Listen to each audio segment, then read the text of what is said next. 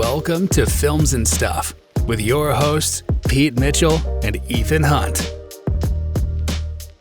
Hi, everybody. Welcome back to Films and Stuff. This is our weekly stream or skip segment brought to you by me, Ethan, and our MVP, Pete. Most valuable Pete. Most valuable Pete. How are you today? I am great. How are you? Everything is good. Before we go into the rules of stream or skip, let's put this into context. The last few weeks, we've had a few duds, a few things we thought could be good and fizzled out. Possibly we're on an upswing now. And with that background, Pete, give us the rules of stream or skip for the listeners who haven't heard this before. So Ethan has provided me with a list of TV shows to watch. I have done the same for him. Every week, we randomly choose one series to watch and watch at least 2 episodes. And based on that, we decide if that show is worthy of being streamed or skipped. That's right. That's right.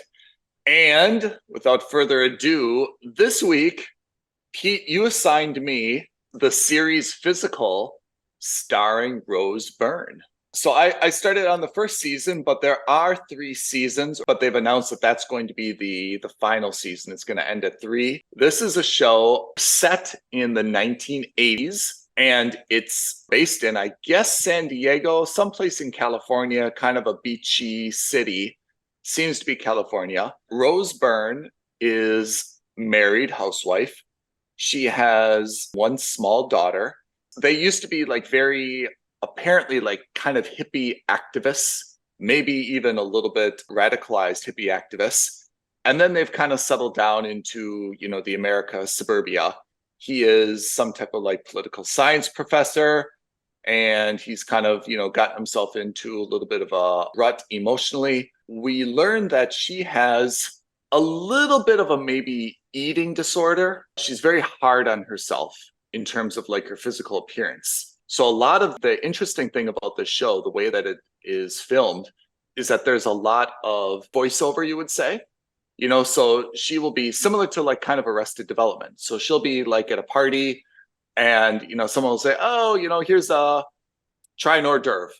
And she will say, no, thank you on screen. But then you'll hear like the voiceover of like the voice in her head where she'll be saying to herself, God, no, you can't eat that. Like you've already had so many calories today, that's going to go straight to your ass, something like that. So there's a lot of voiceover in terms of like the voice inside of her head. And you don't feel like she's a psychopath. You don't feel like she's bipolar, but it's just kind of like, it's very realistic in terms of like even how you and I interact on a daily basis with people, right? It's just realistic. Like you say something, but the voice inside of your head is like, there's no way I'm going to eat that. Right. Or someone will say, oh, here, have some ice cream or have some dessert, and she says, oh, no, thank you, like very politely. And in her head, she's like, oh my God, I would kill for that ice cream. It looks so good, It's not in a weird way that she's got this voice inside of her head. I think it's actually very well done. And it's not constant. It's used, sporadically, like appropriate. So in any case, her husband is terminated from his job at the university. And he then decides, he's going to run for public office. He wants to be like a state senator, some type of kind of lower local position. They don't have his income anymore. And he believes that they have, kind of money in the bank, and he's going to use that to fund his campaign. Unbeknownst to him, Rose Byrne's character has been literally eating through their savings. So she has kind of like this guilty thing where, if there's like a stressful day at her daughter's school, or, she's got like all these like little social engagements and things, she'll go and like take $20 out of their bank account, and she'll go to like the burger place, order like 3 burgers, fries, and a milkshake. She'll scarf it all down. And then she like goes on these like crazy workout binges, right? And everyone's like, oh, like you're so fit and trim, like how do you keep it? And she kind of keeps like her little, again, it's probably an eating disorder, but it's not, it's depicted, I don't want to say in a humorous way because it's not a funny thing, but it's not like really given the severity or the significance that it deserves, right? It's just kind of like she just kind of eats when she's stressed, and it's not depicted, I guess, in a weird way. Right. So her husband thinks they've got like $1,000. It's the 80s, $1,000 in their bank account, and they've only got like $300. So what she does is, through a series of events, she actually is in like this aerobics class, and she tells the instructor, hey, why don't I teach a class for you? You can scale your business, right? Right now you're teaching everything. I'll do a class, and then you have to work less, and I'll split the profits with you, and so on and so forth. And this is through 3 episodes. And what it seems to be going towards is she's going to spin off. She's going to start her own aerobics or jazzercise franchise, because the one that she's at right now is pretty basic, but you can see kind of in her head that she's got like this obsession with kind of like the neon. She's got kind of this obsession with, like people standing in like this clean formation. You can see kind of some of the elements forming. I think you remember like these Saturday shows when we were kids. There was like 3 people kind of on a pedestal. Yeah. One was doing kind of like the medium, one was doing like the advanced, and one was doing kind of like the basic, right? Yeah. And they were kind of standing kind of like at the Olympics for second, third, like pedestals, and they were arranged kind of like in order. It seems like she's going towards this, and she's going to create like this franchise or a television show where she's going to kind of like implement some of the ideas that she has, because she's pretty organized. And you can see like some of the little elements that she's like picking up in her day-to-day life. So that's where this seems to be going, that she's kind of forced into this by her husband losing her job. She has a little bit of a passion for fitness and for working out. And to be honest, it's driven a little bit by her eating issues. And I guess one of the ways I see this going, or one of the themes I've picked up, is that the person who leads aerobic classes, we've seen this like on YouTube videos or Instagram, like those people are usually kind of nuts, right? Like they're definitely the most enthusiastic person in the room, and everyone else is trying to like keep up with the instructor at the front of the room, right? Yeah. And now you get a little bit of an insight into her motivation, where she'll be up at the front of the room and like she's saying things like, it's going to hurt, but embrace the pain, or this is for your best interest, or you can get through it, or you got to do this for you. But she's really kind of like having these flashbacks in her mind about like, I just ate 3 burgers. Like I got to work off these burgers, So Right. you kind of see like why she has this, motivation and passion and enthusiasm. It's kind of like stemming from some ugly incidents in her own personal life, but then she's very good at kind of channeling that and becoming charismatic for her students who are kind of like watching her and watching her lead the session. That's kind of the summary of the plot and the story. The cast is actually quite good. The costumes and the wardrobe are definitely very what you would remember from the 80s. A lot of white high top Reebok trainers, a lot of leg warmers, a lot of neon spandex, like bodysuits and leggings and things like that. That's kind of enjoyable to watch. And Rose Byrne really plays that subtle humor role well. She's really an exceptional actress, where she is funny, she is believable, she's a little bit vulnerable. When she's on screen, you really see that she doesn't have this level of professional hubris. She allows people to see her in kind of like these vulnerable places. She's able to wear leotards that are not really flattering. She's able to, put herself in positions where she's, either eating or exercising in ways that are not really flattering. And I don't mean like ugly, but, like if she were a kind of prima donna actress, she might be like, well, look, I'm not going to do that. I'm not going to appear like that. But she doesn't. She really throws herself into those roles. And I think that she's done a great job in the show. So where do we go in terms of the stream or skip rating system? I will say that this is still a mooch. It's not a must subscribe, but it's a mooch. But I can say this, because not all mooches, as you know, are built the same. A few weeks ago, I had The Crowded Room, also on Apple TV Plus. I watched my 3 episodes of that. I said, this is a pretty compelling show. I give it a solid mooch. For Apple TV Plus, if I had the choice, I will probably continue to watch Physical. I think it's actually better than The Crowded Room. Like I've had The Crowded Room kind of like in a continue watching, where it says that on Apple TV Plus. I haven't gone back to The Crowded Room. It hasn't been because of a lack of time. It's just been, well, I'd rather try this instead or watch this instead or Foundation but I would put Physical ahead of The Crowded Room in terms of if I had 1 hour and I wanted to watch another episode. Physical is a little bit lighter. Not to say it's like a comedy, but it's just a little bit lighter. I think it's a little bit more interesting. It's not very dark, more of a story developing. Crowded Room is a little bit more mysterious and slow and nuanced. And so between those two, even though I give them both a mooch, I would say Physical is the superior series to watch. Right. No, and if I recall correctly, Crowded Room also didn't make you feel great. Yeah, that's true. Physical doesn't really motivate me to do aerobics. Let's not be misleading here. Right. But The Crowded Room is just kind of dark. And like you said, when you get done watching that 1 hour, you don't feel like, okay, like I'm going to set the world on, like, that's probably a bad metaphor.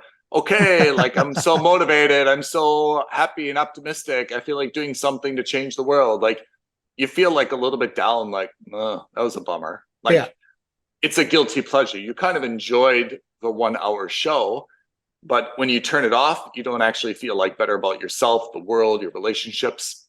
Physical, I feel like, again, it's not like it puts you in the super optimistic, motivated state, but definitely it doesn't kind of bring you down after you watch it. And I think that's probably an underrated element of some of the shows that we've been watching recently. Okay.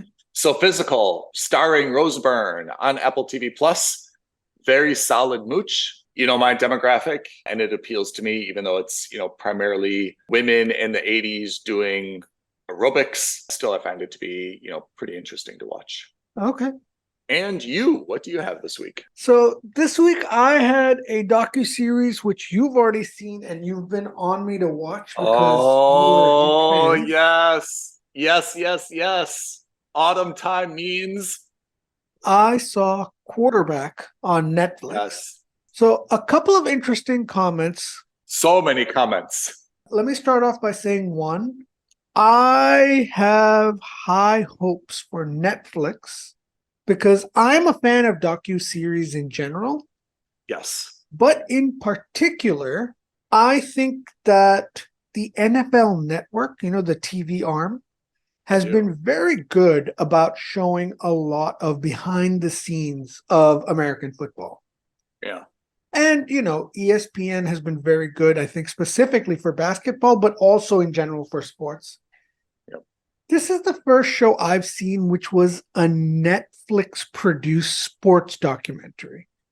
I was really, I have to say, incredibly impressed because it looked fantastic. It really felt like an NFL product, even though it wasn't. Yeah. And B, the level of access they had, I felt was unprecedented. I agree with both your statements. I thought it was very, very engaging. I thought the spin that they put on it, which was a lot of home life and family life. Football was definitely a part of it, but it really showed, I would say almost 50-50, their life and how their job basically impacts their family life, their personal life, things like that. I thought that was an equal focus. And what's more interesting is I was actually more interested in that than I was in anything that was happening on field. 100%. I totally agree. Once they left kind of the team facility, that's what I was more interested in, is what they were doing with their lives outside of their job, basically, and how it impacted them. I thought it was a very candid, fascinating view. Quarterback is effectively an 8-episode docuseries that follows 3 quarterbacks in the NFL. That's right. It follows Patrick Mahomes of the Kansas City Chiefs, Marcus Mariota of the Falcons / question mark now, and Kirk Cousins of the Minnesota Vikings. I don't know how they selected these quarterbacks or these players. Yeah. But I have to imagine they must have done this for not just 3, but maybe for like 10 or 15. Because in terms of the 3 that they selected, you had one MVP slash Super Bowl winner. You had one guy who came really close but didn't make it. And then you had one guy who didn't come close at all. Yeah. And I don't think that's something they could have predicted at the beginning of the season. You could have maybe for Patrick Mahomes.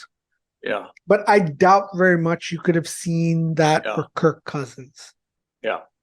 I agree with you. I thought that was interesting that they kind of had the very successful, medium successful, not successful. Yeah. It brought a lot of that into focus, whether that was accidental or intentional. I like that you could see those distinctions. Yeah, exactly. So again, so it follows those 3 quarterbacks. It goes a little bit into the history of the quarterbacks, from when they were children / high school / college football players up through to their professional careers, up to through to where they are now.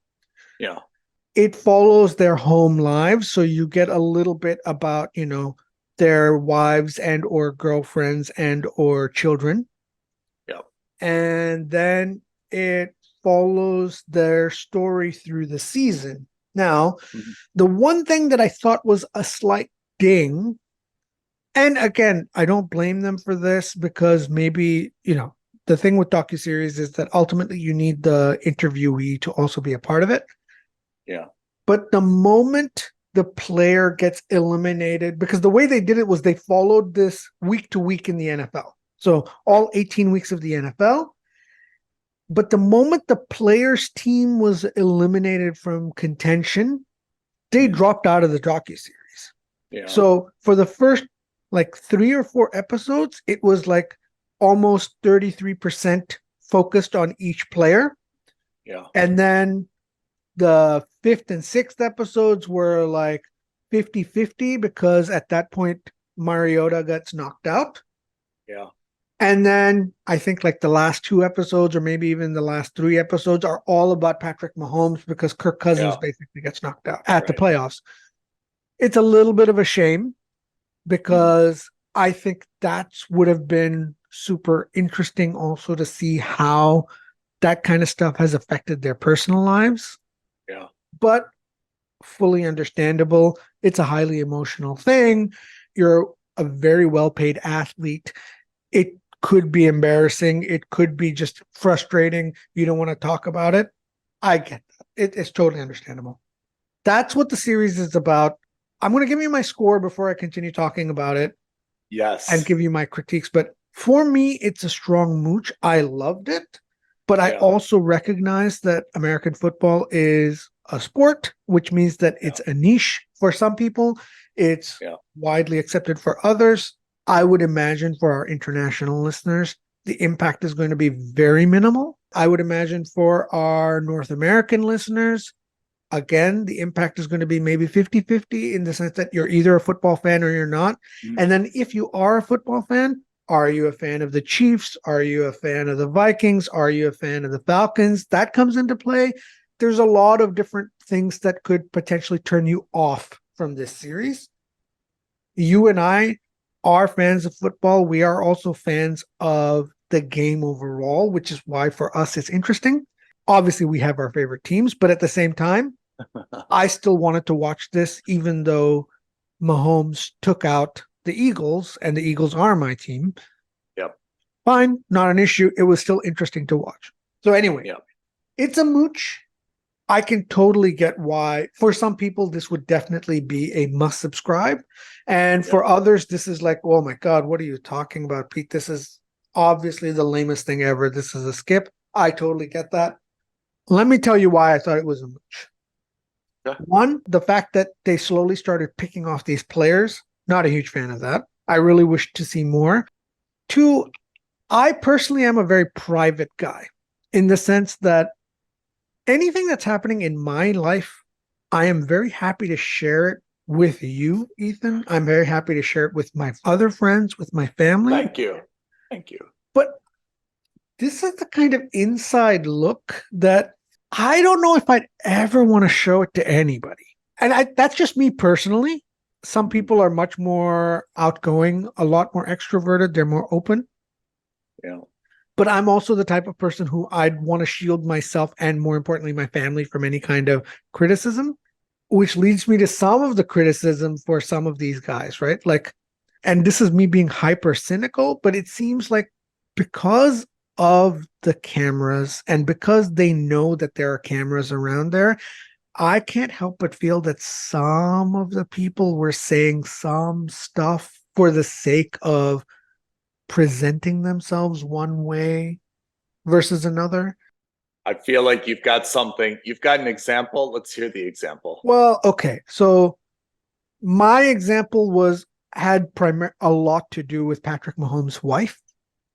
Oh. They put up a camera inside the box where she's watching the games and she's making a lot of these comments.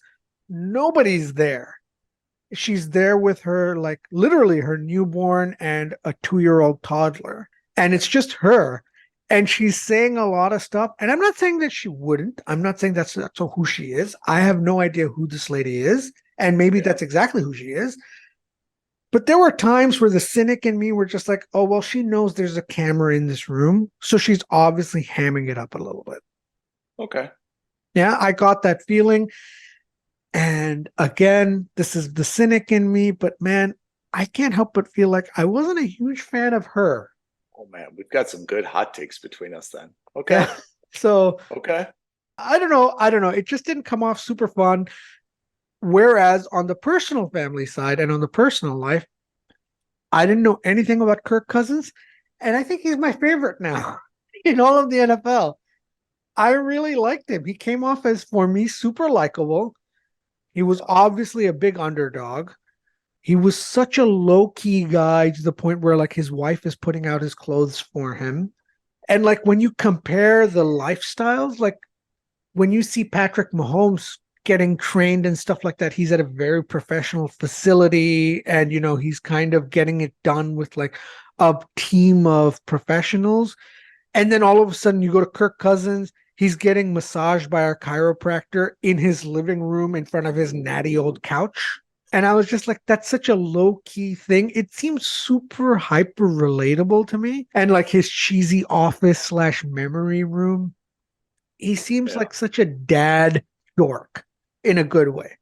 Wow, we've got so many hot takes between us. Okay. Yeah. Okay. Yeah. So I love it. Let me comment on two of those things. Yeah. So I think when you said that this is, you know, either a must subscribe or a mooch or a skip based on kind of like the audience, I agree with that if you look at this as a American football documentary. I have to say, I looked at this as a relationship show. oh yeah.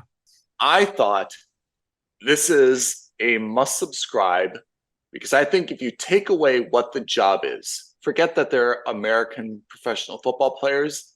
They could have been lawyers. They could have been doctors. Yeah.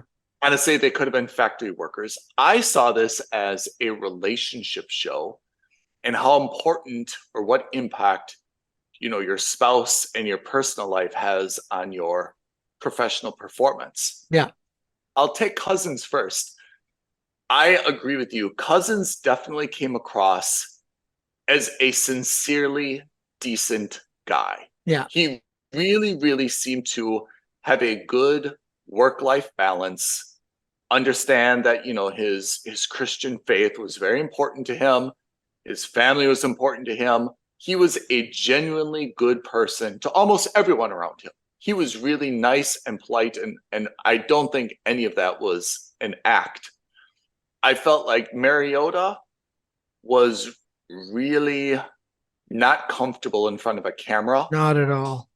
He wasn't dynamic at all. I mean, you can't say he was dislikable, but he wasn't offering anything, to be honest, to make him kind of open or likable.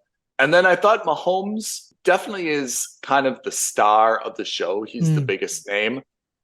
I thought he was definitely the most comfortable of everyone.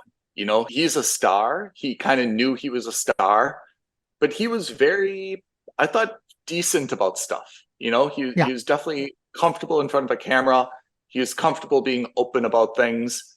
You saw a lot of his personal life, and he also seemed to be a genuinely decent person and have like a good grasp on reality. He didn't seem to be, like a snooty star. He didn't seem to be a prima donna star.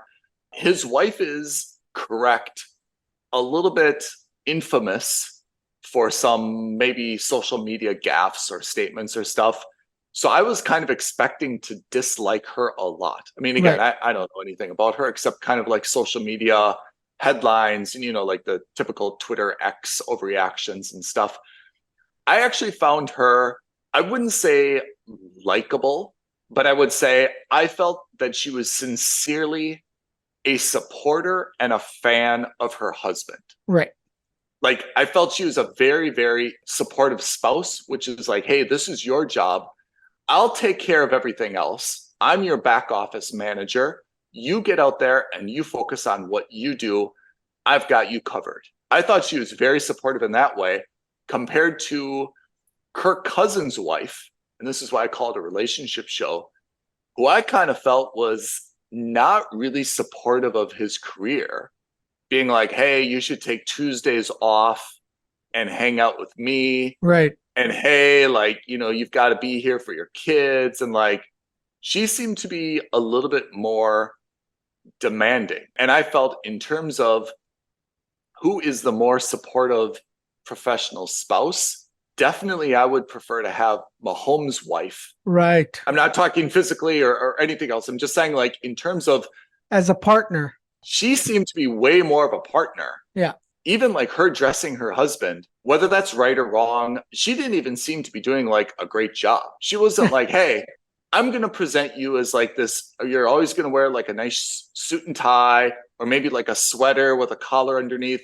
She's just kind of dressing him like as bumbling fool, like whatever kind of fell into her mind that day. Like, oh, maybe you need this Hawaiian shirt, and maybe you should wear this ugly hoodie. If he's going to outsource it to his wife, he can say, hey, I'm not great choosing sweaters and shirts or jackets, and you do it. She could have done a better job. I felt she wasn't even taking it seriously, considering how high profile he is. He is in a documentary. She wasn't even like doing that as a good job. She was like, no big deal. You wear whatever you wear.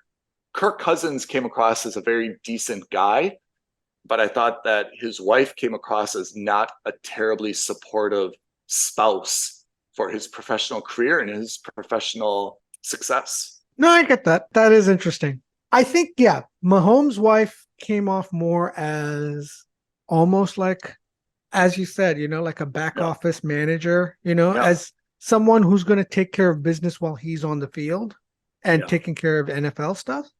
Yeah. Whereas I think Kirk Cousins' wife came off as more like, listen, I'm more interested in being your wife and in you as a relationship. Yeah. Your job should be secondary. And that's a personal thing. I mean, I guess, That's whatever works for thing. both of these guys. Yeah.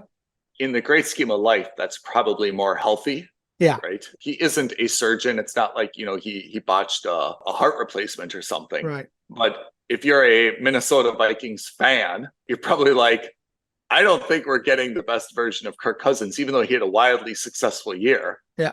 Because of his work-life balance. What's interesting in that case is that Mariota's wife probably brings in a great mix of both. She was right in the middle. She was helping him with the play calls. You see her do that and go through that with him. He set up his own infrastructure at home where his friend was, the cook went to culinary school, and he hired him to come and said, listen, I want you to be my nutritionist and take care of me and look after me. The problem was a lot of this documentary ended up focusing only on those two. And Mariota falls to the wayside. And I think that had to do with the fact that Mariota's professional career fell to the wayside, midway through the season. Maybe we saw the least of him, but I also thought that he was just the least open of the three. Oh, yeah. Like, you could have had I feel like he didn't really want to do this, but, somebody, whether it was his manager, whether it was his wife, someone was like, hey, in case football doesn't work out great for you this season, you need to be on this show because maybe you want to be a color commentator when you're done with all of this. You need to kind of get ready to be in front of the camera. Yeah, because I feel like in terms of like conflict, he had the best potential story at the beginning of the year. Oh, Mahomes, totally. no matter good or bad year, he's going to be fine. Yeah. Cousins, no one really had huge expectations, but like Mariota could have come in and been like, look, I'm finally going to be the starter. Yeah. This may be my last chance. They drafted a rookie who's kind of breathing down my neck. By the way, my wife is also pregnant. We're on the East Coast, which isn't really, where we belong geographically, but I'm here because I really want to be a starter. I know I can do it. I know this is my last chance. I've got to cook. I've got everything because I know I've got to be perfect this year. You could have really created a lot of like stress and tension over his story, which I think would have been like the most compelling story in terms of how am I going to manage a pregnant wife? I've got to meet all these new teammates. I've got to have a huge, impact this year. He kind of had like the most stressful and interesting story going in. Maybe because of that stress, he kind of like clammed up and wasn't that compelling as an interviewer. But in terms of a story to follow, that would have been like, I think the most interesting and the most heartbreaking then, when he didn't end up having a great year, he lost his job. Same time his wife had a baby, he left the team. He's on the Eagles now, by the way.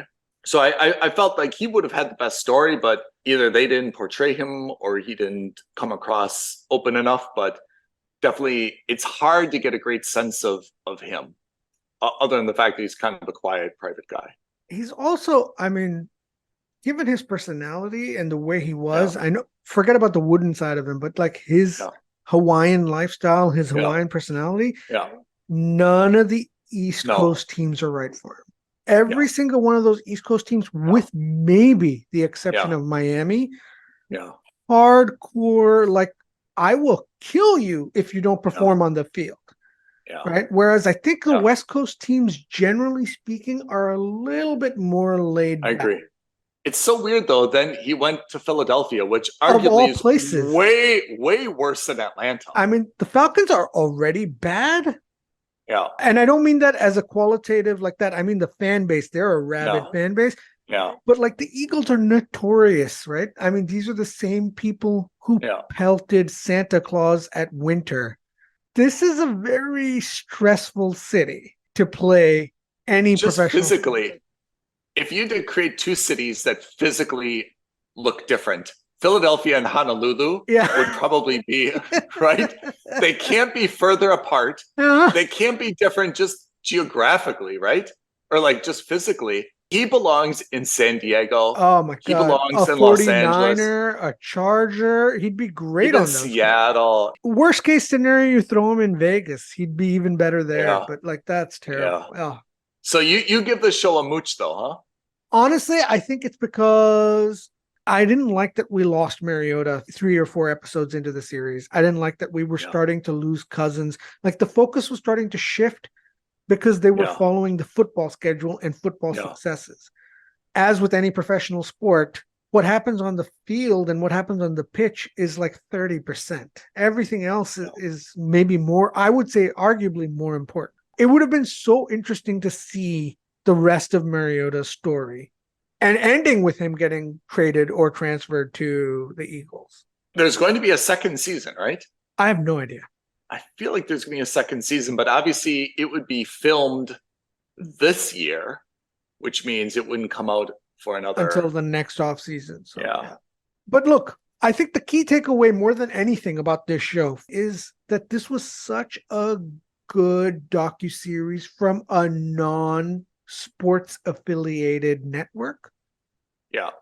For Netflix to come out with a documentary like this was very impressive. Look, all the Untold documentaries have been great, but they're also produced by professional sports networks, right? Like ESPN does all the Untold series, I believe. All the NFL Network documentaries, great. All the NBA documentaries, great. And don't hold me to this, but as far as I know, this was, if not the first, it's one of the first ones done by Netflix, which was purely a sports one, or at least one that I paid attention to. And I was thoroughly impressed. The level of access they've had was unbelievable. Production was fantastic. The interviews were very good.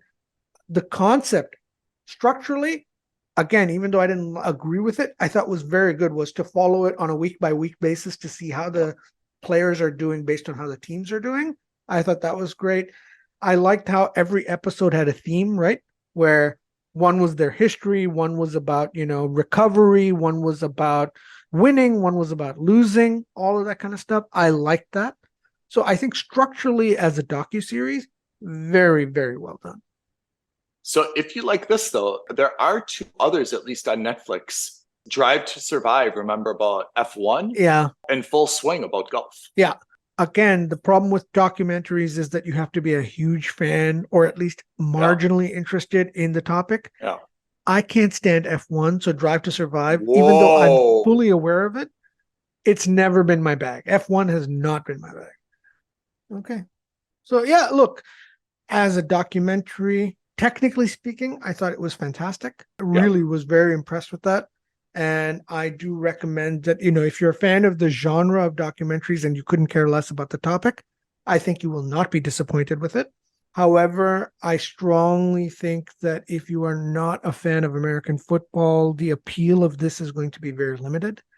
I am certainly a fan of football, obviously not as much as Ethan, but at the same time, it was very enjoyable. I can't give it a must subscribe for those various reasons. It's a mooch for me. Okay. So we had 2 very positive ones this week. Pete, roll the virtual dice. And what are we assigning each other next week? So for next week, you are going to be watching an Australian comedy, but it's not a typical sitcom. Oh, I know what this is. Yeah. Tell me. It's Fisk. Yes, I've heard of this on Netflix, right? It is on Netflix. I put it on your list because I've actually seen it. And for a variety of reasons, which we'll get into next week, I wanted you to watch it because I thought you might find it funny. Good one. Good one. I can't wait to see it. And I, too, will be on Netflix next week watching Mulligan, which is a new animated series, but I don't know anything about it. Mulligan? It's animated? Mm-hmm. Oh, man. I chose that for you? I had no idea it was animated. Yeah. Really? Well, if you don't want to watch something animated, you can change. Oh, no, I have no qualm. As long as it's an animated show that's adult-oriented, and by that I mean obviously mature, not pornographic, I'm totally fine. All right. So for our listeners who want to comment on either Physical, Apple TV Plus, or Netflix's Quarterback, what's our social media details, Pete? If you've got any recommendations, if you want to make a comment about any of these shows, if you think there's a show we should add onto our stream or skip lists, reach out to us. You can tweet at us at F&S Podcast. You can DM us on Instagram at Films and Stuff Podcast. You can email us aloha@filmsandstuffpodcast.com. Or as always, you can leave a comment below this video, but please make sure to like this video, subscribe to our channel, and hit that bell. That's right. We are looking for a new intern at Films and Stuff. If you are interested, that's actually a good shout. If you have some social media chops, if you've got some audio/video editing chops and you're interested in getting some experience, reach out to us. You can email us aloha@filmsandstuffpodcast.com and let us know. Yeah, tell us what your passion is, what you think you can do, how you can help us out. It is a paid internship, so we are looking for qualified, passionate candidates or referrals. Pete, thank you very much. Listeners, thank you very much. That is it for the stream or skip segment of this week's episode of Films and Stuff. Thanks, everyone. Thanks everyone. Thanks, Pete. Bye now. Thank you for listening to another episode of Films and Stuff. If you haven't already, please subscribe and review on Apple Podcasts, Spotify, or wherever podcasts are downloaded. Films and Stuff. There is no substitute.